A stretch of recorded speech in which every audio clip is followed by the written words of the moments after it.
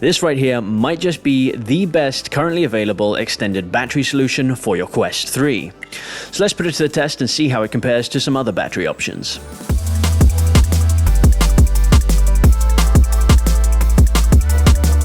What's going on, virtual friends, and welcome to the VIRTUALMOOSE channel. So when the Quest 3 first came out, people were very quick to notice that it had a pretty suboptimal battery life, lasting only up to about 2 hours on standard use, sometimes even less. But since then, there has been a lot of extended battery solutions released to try and rectify the issue. I myself have dabbled in quite a few different battery solutions for my Quest 3, but I've never before seen anything quite like this. This right here is AMVR's Neck Hanging Power Bank. So the idea is pretty simple. It's just a power bank, or well, actually two power banks, basically split into two and connected with this hanging neck part, which the neck part is actually bendy, and as you can see, will hold its shape in whatever way that you bend it. Now, this is actually a great design idea and very functional. I'm glad they thought of it because I certainly wouldn't have. So basically you put it around your neck and you can bend the neck parts to then better fit the shape of your neck. And what that means is you haven't got these two battery power banks like just hanging and swinging around while you're playing,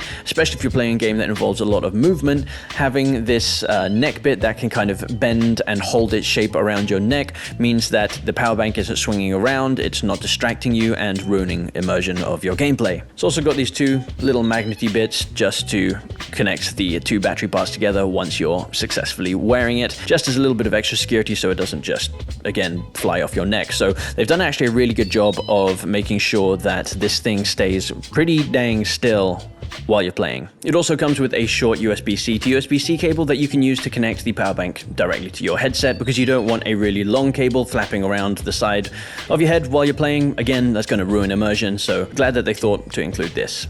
In terms of weight, it's not the heaviest thing, but it definitely does have a little bit of heft to it, coming in at about 332 grams. But the benefit of this is that the weight is hanging around your neck, and like I said, very minimal movement involved there, as opposed to having a battery pack attached to your head strap, which is then on your head, which you are most likely going to be moving around, sometimes in quick jerking kind of motions, depending on what you're playing. But yeah, you don't really want weight on your head while you're doing that. Now, it doesn't tend to bother me using a battery pack head strap, but as far as I'm concerned, the less weight you have on your head while you're moving it around during gameplay, the better. So this is a solution for that.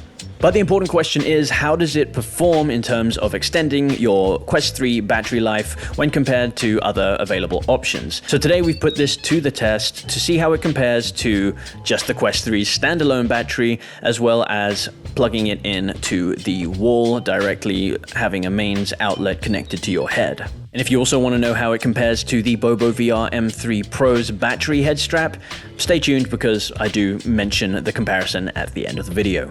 Alright, so I tested out all three methods using these same activities to try and keep things as fair as possible. So first up, I spent an hour playing in Bone Lab, connected to my PC wirelessly using AirLink. So we started out with 100% battery, of course, fully charged. So first up, the Quest 3 on its standalone battery, after half an hour of gameplay, was down to 77%, so a loss of about 23% battery in the first half an hour of gameplay.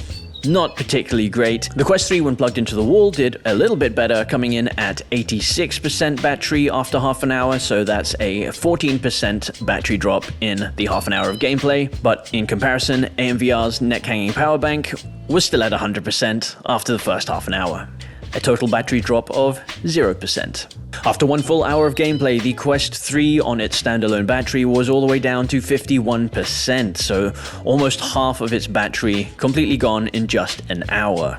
Once again, the Quest that was plugged into the wall fared a little bit better, coming in at 69%. So that's a total drop of 31% in a full hour of gameplay, but neither of those can compare to the Neck Hanging Power Bank, which came in at 100% after a full hour of gameplay, and the battery indicator on the power bank started off at 4 dots when it was fully charged. After the 1 hour, it was down to 2 dots, meaning it's about 1 battery dot per half hour. After that, I thought I'd best stretch my legs and do some real world things, so I decided to go and make myself a cup of coffee in the pass-through, while, of course, watching my capybara videos to keep up with my latest capybara news. After that, I felt like after a full hour of playing video games, it's probably a good idea for me to stretch my legs, get some exercise, so I went down to my condo gym to go for a light jog while still in mixed reality. I don't know if anyone has actually legitimately done this outside of filming a YouTube video, but let me tell you, it is not particularly comfortable. I don't enjoy running without the headset, and I gotta say I probably enjoyed it even less while wearing the headset. But at least I had a nice view. I decided I wanted to run through the vast expanse of a desert, so that's what I did. Now, as you can see here, the neck hanging power bank really hardly moved at all, even while I was jogging and moving quite a significant amount. So really good job on the design there. Finally, after working up a sweat and burning probably very few calories, actually, to be honest, I decided to kick back on the sofa and continue watching some YouTube in my living room in pass-through.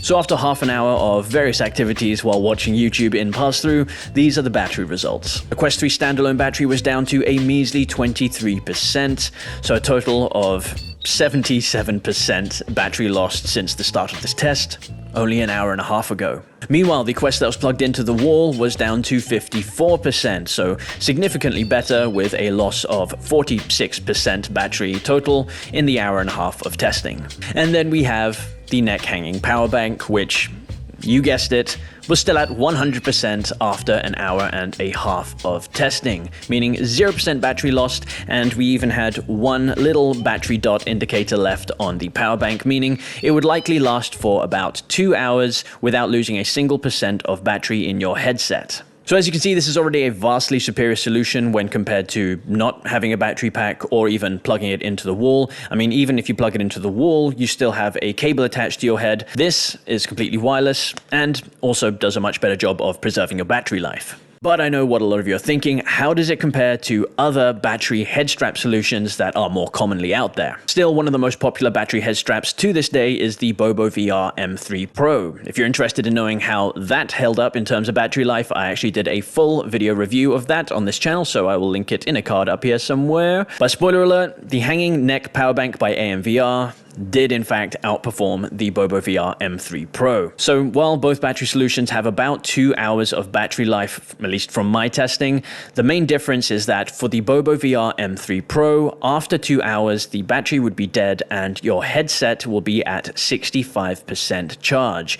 Whereas for AMVR's hanging neck power bank, after 2 hours, the battery will also be dead. However, your headset will be fully charged. And that is quite a significant difference in battery life. It also has the added benefit of not having the extra weight on your head and moving that to your neck where it's slightly more comfortable, but also you can use this thing to charge your other devices. It is literally just a power bank that hangs around your neck, so you can plug your phone into it, or, you know, headphones or any other device that you need to charge using this USB-C cable. And as far as I'm aware, no other Quest 3 battery accessory is capable of doing that, so bonus points. And there you have it, guys. The new champion of Quest 3 extended battery life has definitely got to be the AMVR neck hanging power bank. I honestly am actually quite surprised that it outperformed the other options quite this well.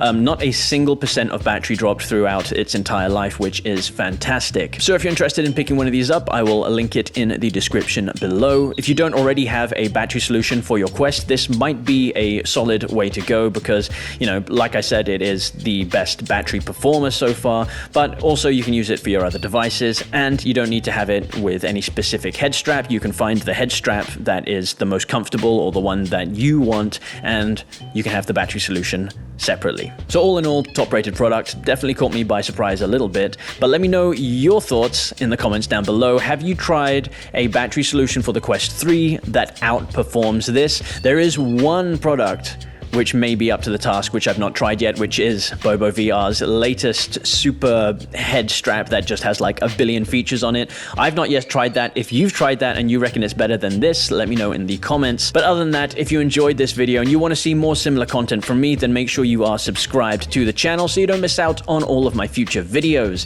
If you enjoyed this one, leave me a like. And if you're not quite done browsing the internet for virtual reality YouTube videos, then check out any of these videos here. Feel free to click either one. There's no wrong choices. The only wrong choice is not clicking one, so don't do that. See you guys in the next one.